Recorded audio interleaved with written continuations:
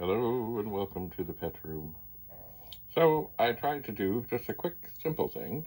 I did other stuff before and had weird things happen, but this is weirder.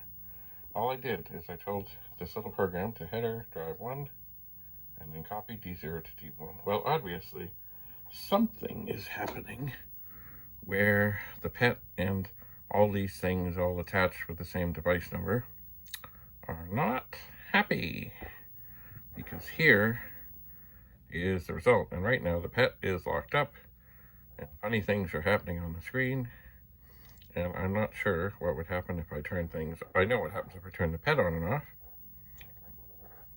Things will reset. Oh dear. Everything will be fine. If I turn disk drives off, I'm not sure, and I really can't hold this to record this. So I'm thinking maybe this is why we stuck to the backup command way back in the day, or switched device numbers and did other things. Anyway, interesting, this phenomenon that has appeared upon the screen. Stay tuned for more. Bye for now.